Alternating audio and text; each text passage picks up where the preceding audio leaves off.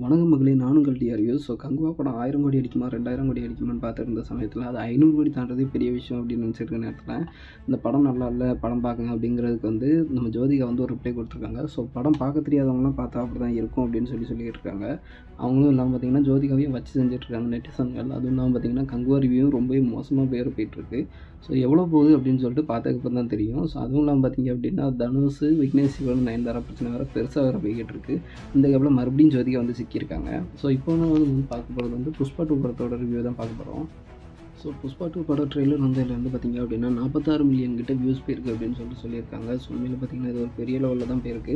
அதெல்லாம் பார்த்தீங்கன்னா புஷ்பா 2ல் கதை பார்த்தீங்கன்னா ஃபஸ்ட்டு அதே மாதிரி தான் இருக்குது, பார்ட் 1 மாதிரி தான் இருக்குது. என்னென்னா அதே மாதிரி இதுலேயும் அந்த வுட்டெல்லாம் கட்டுற மாதிரி காமிச்சிருக்காங்க. அதெல்லாம் பார்த்தீங்கன்னா ஏகப்பட்ட பணம் அது இதுன்னு சொல்லிட்டு காமிச்சிருக்காங்க.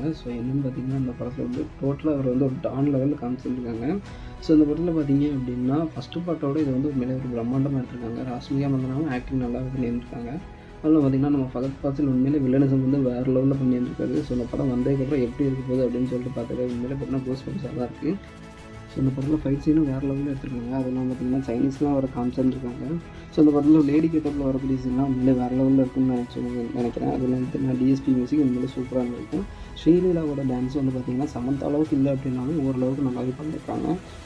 புஷ்பான்னா நேஷ்னல் நினச்சியா இன்டர்நேஷ்னல் மாதிரி டைலாகும் கொஞ்சம் மாற்றி வச்சுருந்துருக்காங்க. அதே மாதிரி லாஸ்ட்டில் புஷ்பானா ஃப்ளவர்னு நினச்சா இல்லை ஃபயரா அப்படின்னு சொல்லிட்டு நம்ம ஃபகத் கேட்குறதுக்கு இல்லை வைல்டு ஃபயர் அப்படின்னு சொல்லிட்டு வேறு லெவலில் சொல்லியிருக்காங்க. அந்த படம் வந்ததுக்கப்புறம் எப்படி இருக்குன்னு சொல்லிட்டு பார்ப்போம். டிசம்பர் 5 தான் அந்த படம் ரிலீஸ் ஆகிறதா இருக்குது. அந்த வீடியோ லைக் பண்ணுங்கள், மறக்காம சேனலை சப்ஸ்கிரைப் பண்ணுங்கள். உங்களோட கருத்தில் கமெண்ட்